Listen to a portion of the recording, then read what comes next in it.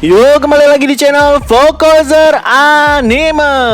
Jadi hari ini kita akan kembali ngelanjutin alur cerita dari Strongest Hunter ya guys ya.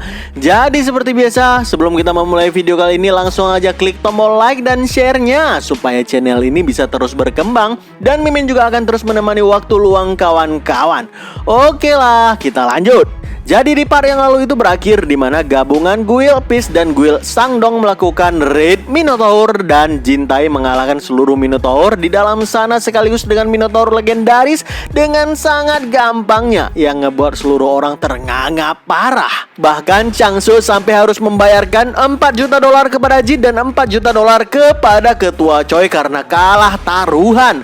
Ketika semuanya udah berakhir, Hyuk Jun mendekati Jin dan bilang, "Apa kau yakin kalau ketua Guild Sangdong yang bernama Im Chun So akan membiarkan ini? Dia adalah orang yang sangat mengerikan dan terkenal, dan bahkan dia memiliki nickname Frozen." Jadi seberapa kuatkah ketua Guild Sangdong itu? Dia adalah Hunter Rank A, seorang magician yang sangat terkenal di masa perang dulu ngelawan Raja Iblis Asmodeus. Dia memiliki kekuatan Magic S yang sangat kuat, makanya orang-orang memanggilnya sebagai Frozen. Setelah perang Asmodeus selesai, dia membangun Guild Sangdong yang sangat terkenal di Bucheon dan bertahan hingga saat ini karena skill S-nya mampu mengalahkan semua guild lain yang berani menjadi rivalnya. Sementara itu di markas Guild Sangdong terlihat Chun So menghela napas panjang karena anaknya baru ngebuat kepalanya sakit dengan kalah taruhan 8 juta dolar. Dan dia pun memanggil anaknya untuk menghadap ke ruangan. Sebelum menanyakan pertanyaan, Chung So terlebih dahulu pastinya memberikan pelajaran moral dan fisik kepada anaknya menggunakan batang es creationnya. Kita kembali ke Jin. Saat ini Jin udah pulang ke rumah sambil nunjukin 4 juta dolar di rekeningnya kepada ibu dan adiknya. Dengan uang sebanyak itu, Jin meminta ibunya untuk gak lagi kerja banting tulang.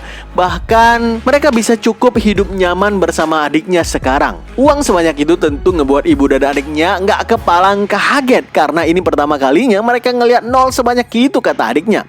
Terlihat adiknya Jin saat ini sedang terkena demam. Jin pun mengambil inisiatif untuk mencoba salah satu teknik dari keluarga Jin Murim, yaitu transfer key. 1 jam pun berlalu dalam proses transfer key tersebut. Dan setelah itu selesai, seketika demam di tubuh adiknya hilang seperti ditelan bumi. Dan bahkan seluruh energi keruhnya selama 19 tahun ikut keluar dari pori-pori yang ngebuat seluruh tubuhnya bau. Tapi energi keruh bukan hanya keluar dari pori-pori, namun dari segala lubang. Makanya si adik pun langsung buru-buru ke toilet karena sakit perut dan gak tertahankan lagi. Ibunya bilang kayaknya setelah Jin melakukan metode tadi, kulit adiknya menjadi lebih mulus. Dan tentu ibunya sangat kaget ngeliat Jin mampu menyembuhkan adiknya itu dalam 1 jam dengan teknik pengobatan yang katanya oriental itu. Dengan demikian ibu dan adiknya pun memulai hidup baru yang bahagia dan semakin bergantung kepadanya. Keesokan harinya Jin kaget mendengarkan telepon dari ketua Choi kalau Guild Peace akan libur selama seminggu dari Raid Dungeon.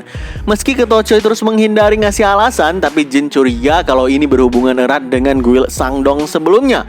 Terlihat saat ini ketua Choi dengan Master Kim sedang berbincang. Mereka tentu membicarakan tentang Jin saat ini. Master Kim nanya ke ketua Choi, "Jadi gimana tanggapan si Jin itu setelah kau memberitahukan soal guild kita yang libur raid selama seminggu?"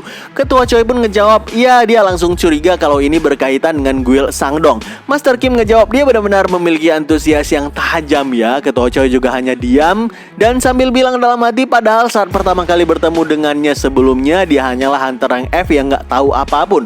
Tapi sekarang lihatlah dia bahkan bisa menyelesaikan Dungeon Rank B secara solo. Aku punya kecurigaan, apakah dia seorang hunter yang bisa terus tumbuh? Oke kawan-kawan, sedikit penjelasan di sini.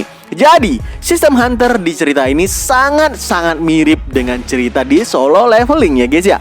Di sini ketika seorang hunter mendapatkan rank, apakah itu F, C ataupun S, mereka nggak akan bisa naik lagi menjadi lebih tinggi dan akan terus stagnan di situ. Kecuali dia mendapatkan kebangkitan ganda. Dalam kasus di sini, Jin Taekyung lagi-lagi mirip dengan kasus Sung Jinwoo. Dia mendapatkan kebangkitan ganda dari rank terendah, yaitu rank E. Kalau rank Sung Jinwoo rank E, kalau Jin Tae ini rank F.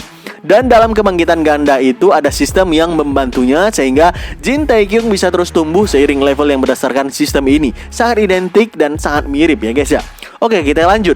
Jadi ketua Choi bilang ke Master Kim apakah dia bisa mendapatkan informasi tentang kebangkitan ketiga. Mendapatkan permintaan itu tentu Master Kim sedikit kaget, karena ini pertama kalinya dia mendengarkan tentang kebangkitan ketiga. Apa itu mungkin? Dan beberapa menit pun berlalu. Dan beberapa menit kemudian juga Master Kim memberikan laporan kalau Guil Sangdong udah mengirimkan mata-mata mereka untuk membongkar jati diri Jin sebenarnya. Mendengarkan itu, ketua Choi sih nggak panik, malah dia bilang biarkan mereka menggali informasi tentang Jin. Bahkan aku pun penasaran, siapa tahu kita akan mengetahui sesuatu tentangnya nanti. Kembali ke Jin. Saat ini Jin sedang survei rumah baru. Ternyata area rumah yang dia mau beli adalah tempat masa kecilnya, tempat dia sewa rumah dulu. Sebelum memutuskan pembelian, Jin bilang ke agen properti kalau dia mau ngelihat sekeliling dulu, karena dia mau nostalgia dengan area perumahan masa kecilnya ini. Selagi dia keliling, tiba-tiba seorang pria datang memanggilnya. Orang itu mendekati sambil bilang, "Aku gak percaya ini. Kau Jin Tae-kyung bukan? Kelas 36 dari SMP Garam."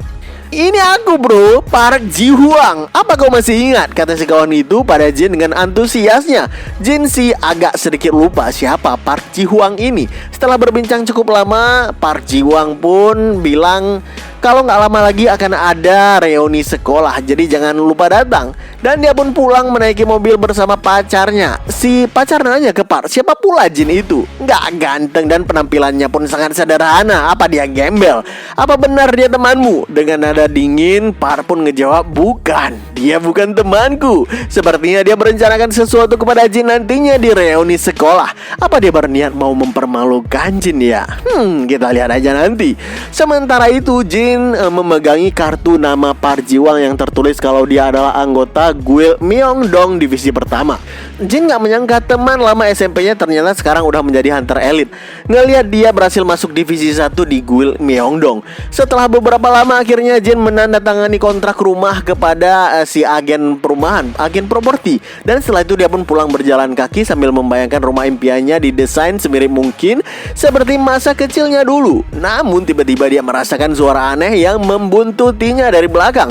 Spontan Jin pun langsung menebas daggernya ke belakang, tapi nggak ada siapapun di sana.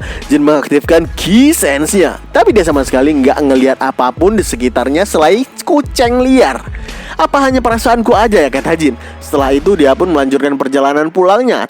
Tapi ternyata di kejauhan sana memang benar ada seseorang yang mengintainya. Mata orang itu terbuka lebar dan gak berhenti berkeringat. Dia bilang, gila, kenapa dia berbalik badan dan melihat ke arahku dengan aura yang besar itu? Siapa dia sebenarnya? Gak mungkin kan aku udah ketahuan. Aku adalah mage rank B yang sangat ahli dalam magic pengintaian. Bahkan saat aku disuruh mengintai hunter level tinggi, gak sama sekali ketahuan tuh. Jadi gak mungkin kan aku ketahuan sama hunter yang cuma rank C itu.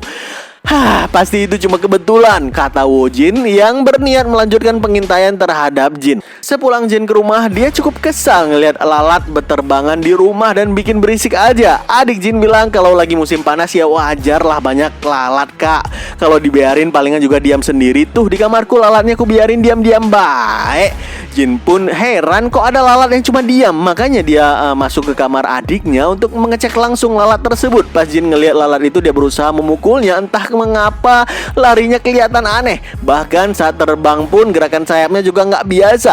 Jin yang teringat kalau dia merasakan ada sosok yang mengintainya pas di jalan pulang tadi. Dia pun langsung mengaktifkan key sense di ruangan adiknya itu. Anehnya semua lalat yang ada di kamarnya dan di rumahnya terdeteksi sebagai lalat dengan tulisan familiar. Apa-apaan ini, kata Jin yang keheranan.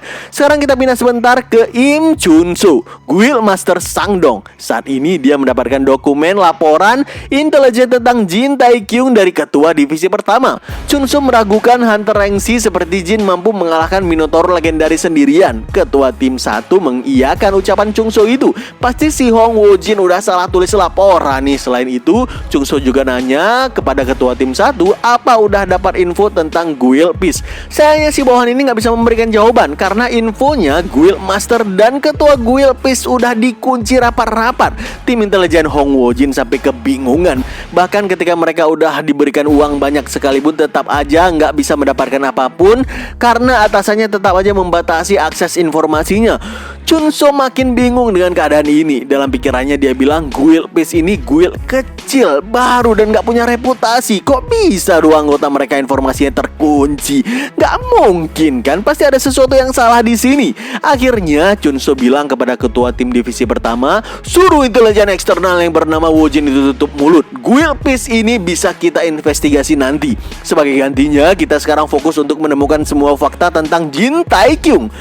Kumpulkan tim intelijen internal dan gerakan mereka. Ketua tim 1 terpaksa mengikuti keinginan Chunso ini dan bilang ke Wojin kalau guild Sangdong juga akan ikut menurunkan intelijen internal mereka. Wojin yang saat ini sedang mengendalikan ulat di rumah Jin sangat kesal mendengarkan informasi tersebut. Dia udah bilang berkali-kali kalau guild Sangdong harusnya nggak boleh ikut campur.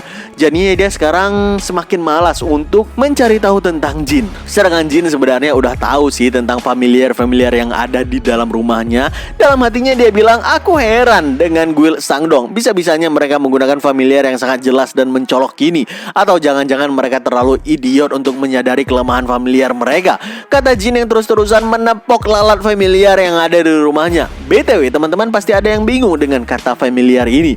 Jadi familiar itu adalah magic pengendali pikiran yang mengizinkan user untuk membuat hubungan dengan organisme hidup apapun dalam rangka untuk mengubahnya menjadi familiar mereka. Semakin tinggi level dari user, bahkan user bisa nyuruh familiar untuk melakukan perintah apapun. Tapi faktanya semakin jauh jarak user dan familiarnya, ikatan magic ini semakin lemah.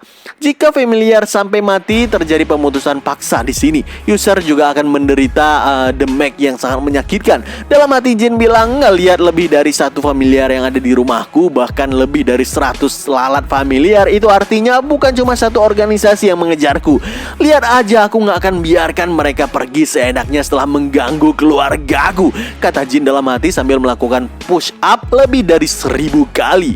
Selama beberapa hari kemudian, Jin melakukan persiapan sempurna untuk mencari tahu siapa yang udah berani mengintainya. Sampai pada satu hari, Jin berencana mau memancing para pengintai itu. Jin berjalan sendirian di tengah gunung dan sepertinya para pengintai itu pun terpancing. Mereka semua mengikuti Jin yang sedang berjalan sendirian. Setelah tiba di tengah hutan yang cukup dalam di sana, Jin berhenti dan bilang, apa yang kalian cari dengan mengikutiku? Seseorang di belakangnya ngejawab, sepertinya kau udah paham dengan situasimu yang sekarang ya. Apa yang membuatmu terlalu percaya diri untuk bergerak sendiri di tempat ini? Jin pun ngejawab, karena kalian selama ini sangat rajin mengikutiku. Jadi aku mau lihat seberapa jauh kalian benar-benar akan datang. Ya bisa kuanggap sebagai pelatihan anjing kampung lah. Orang itu pun ngejawab, hahaha, kau cukup sombong untuk bocah seusiamu. Kayaknya perlu dikasih beberapa pelajaran hidup nih. Dengan tersenyum Jin ngejawab, aku akan menerima itu Tuan Choi Beong Il. Kaget dong dia, kenapa bisa tahu namanya? Bahkan bukan cuma itu, dengan menggunakan key sense, Jin menyebutkan satu persatu nama mereka yang bersembunyi di semak-semak, bahkan di atas pepohonan. Tentu ini merupakan sebuah plot twist bagi mereka yang sangat membagongkan. Mereka yang mengintai kok identitas mereka yang duluan diketahui. Siapa dia? Satu persatu dari mereka keluar dengan keringat kebingungan. Begitu semua pengintai udah muncul, Jin pun tertawa sambil bilang, awalnya aku ingin membuat ini berlalu begitu saja, tapi kalian udah melewati batas dengan terus mengintai keluargaku. Kalian melihat hal-hal private dari adik dan ibuku ya. Jadi bersiaplah kalian para cacing-cacing keparat. Ngelihat kesombongan Jin, mereka berenam langsung menerjang Jin dengan kemampuan penuh masing-masing. Tapi tentu aja mereka bukan lawan yang sepadan dengan Jin Taekyung. Walaupun mereka adalah hunter rank beast sekalipun. Dalam sekejap mereka semua terluka parah. Ada yang terluka sayat, ada yang sampai patah tulang segala. Ketua tim pengintai yang kesakitan teriak, sial, siapa identitasmu yang sebenarnya? Apa kau hunter rank A? Jangan-jangan kau adalah orang yang dikirim oleh Guild Ares. Tentu aja Jin gak ada hubungan apapun dengan Guild Ares. Dia bilang kalau dia adalah member Guild Pistulen. Setelah menyiksa beberapa dari mereka, Jin mendapatkan informasi akurat kalau mereka yang menyuruh adalah Im Chunso itu sendiri, Guild Master Sangdong. Gak berselang lama, Jin mendapatkan telepon dari nomor misterius. Orang itu bilang, nama aku adalah Im Chunso. Ku dengar kau udah menyandera beberapa orang-orangku. Kemarilah, aku akan menunggumu. Jin sedikit kaget karena ketua guildnya sendiri yang akhirnya turun tangan saat ini. Gak berselang lama, Jin ketemu dengan Chunso dan ketua tim divisi pertama di taman bawah kaki gunung. Dia bilang ke Chunso, tenang aja, kalau tim pengintainya semua masih hidup. Dan atas pengintaian yang mereka lakukan dengan keterlaluan ini, Jin bersedia memaafkan asal Chunso mau membayar ganti rugi. Ketua tim divisi pertama sangat marah dengan ucapan Jin yang dianggap sangat gak sopan dengan sang Frozen. Tapi Chunso menghentikan ketua divisi dan menyuruhnya untuk memanggil semua tim pengintai yang terluka agar mendapatkan perawatan.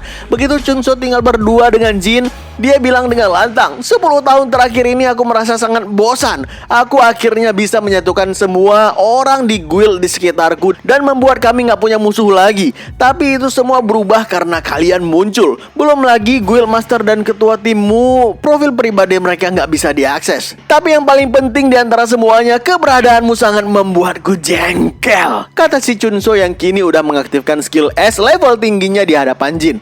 Jin yang ngelihat skill magic besar itu pun bilang, hei kakek tua, apa kau harus berbuat sejauh ini untuk hunter Rengsi sepertiku? Dengan tatapan intimidasi, Chunso ngejawab, kau lihat sendiri, jika aku udah terlibat akan suatu hal, aku adalah tipe orang yang harus melihatnya sampai akhir, meskipun jika mereka cuma hunter rank C, kata Chunso sambil mengarahkan es tajam yang sangat banyak kepada Jin itu. Jin mulai berkeringat dan bilang dalam hatinya, sial, apa aku harus menghindari semua ini ya, atau menahannya? Apa aku harus ngeluarin tombakku sekarang? Namun tiba-tiba seseorang ngeluarin api biru dan teriak, melonjaklah di depanku, fire wall. Seketika api itu menjadi perisai yang mampu menahan semua es milik Chunso secara sempurna. Jin heran ngelihat kemunculan api itu secara tiba-tiba, tapi yang paling kaget di sini ternyata adalah Chunso. Matanya terbuka lebar, gak sanggup menahan rasa kagetnya. Orang misterius itu pun muncul dari belakang Jin dan bilang, kelihatannya aku berhasil datang tepat waktu. Mendengarkan suara orang itu, Chunso makin panik dan bilang, hah? Ini gak mungkin kan? Spontan Chunso teringat dengan beberapa hari yang lalu saat dia mendapatkan laporan foto kalau guild master dari guild Peace adalah Kim Hwajong, hunter rank B yang berusia 55 tahun. Wajahnya terlihat agak berbeda dengan Kim Hwajong yang dia kenal. Makanya Chunso gak langsung percaya. Apalagi Kim yang dikenal sebagai iblis ini harusnya udah terbunuh 30 tahun yang lalu. Gak mungkin orang yang udah mati bisa hidup kembali. Lagian kalau beneran hidup, ngapain iblis Kim ini buang-buang waktu di tempat sampah seperti guild Peace? Dalam hatinya Chunso bilang, sial, meski udah lama berlalu dan aku udah setua ini, gak kusangka aku masih dihantui rasa trauma yang kuderita dulu dari iblis Kim itu. Siapa sangka sosok Master Kim yang dulunya adalah pria yang sangat mengerikan. Kembali ke timeline sekarang, Master Kim lagi-lagi mengerahkan skill firewall yang mengelilingi tubuh Chunso. Seketika mata Chunso terbuka lebar, keringat makin deras mengucur di wajahnya dan dia pun berteriak, api ini instruktur. Master Kim ngejawab, udah lama ya, Resimen 27 Skuadro kedua divisi pertama, Im Chunso. Buru-buru Chunso berdiri sikap tegak ala militer dan teriak lantang, rekrutmen pertama, Im Chunso memberikan hormat pada instruktur Kim. Ya, siapa sangka Master Kim adalah senior militer dari Chunso yang dulu di masa mudanya. Gak berselang lama, ketua tim divisi pertama dan semua tim pengintai buru-buru mendatangi guild master mereka untuk mengecek keadaannya karena mereka mendengarkan teriakan yang aneh di sana. Tapi ketika sampai di tempatnya, ketua divisi nanya, Pak, kemana perginya Jin Taekyung itu? Chun Im pun ngejawab, aku udah nyuruh dia pulang untuk istirahat. Setelah bicara panjang lebar tadi, aku tahu kalau dia adalah anak yang baik, jadi gak perlu membicarakan tentang dia lagi lah. Ketua divisi pun bilang lagi, tapi aku tadi mendengarkan suara teriakan yang aneh. Si Chunso pun ngeles kalau dia baru aja memberikan beberapa pelajaran hidup kepada anak kampus yang nongkrong di ujung sana. Ketua tim divisi pertama sampai terpukau melihat sikap Master yang bisa menjadi teladan dan mentor di segala aspek. Tapi tiba-tiba dia kaget ngelihat baju belakangnya kotor, penuh dengan debu. Itu kira-kira kenapa ya? Kita kembali ke tempat Jin. Terlihat saat ini Jin menaiki mobil bersama dengan Master Kim. Jin sampai terdiam berkeringat ngelihat sosok Master Kim yang ada di sampingnya. Karena sebelumnya sewaktu dia datang menghampiri Chunso, tanpa ragu dia memberikan pelajaran latihan fisik ala militer yang membuat Chunso trauma dan patuh sepenuhnya. Jin gak menyangka kalau di asosiasi hunter ternyata ada instruktur bintang 3. Apa jangan-jangan semua hunter di masa lalu dilatih oleh Master Kim? Ucap Jin dalam hati yang penasaran. Dengan kemampuannya yang sanggup ngebully Guildmaster Sangdong, harusnya Master Kim ini adalah hunter dengan rank A. Terus kenapa dia buang-buang waktu menjadi ketua pelayan? Kata Jin dalam hati sambil terus menatap Master Kim dengan heran. Master Kim pun tersenyum melihat Jin yang punya banyak pertanyaan dalam kepalanya.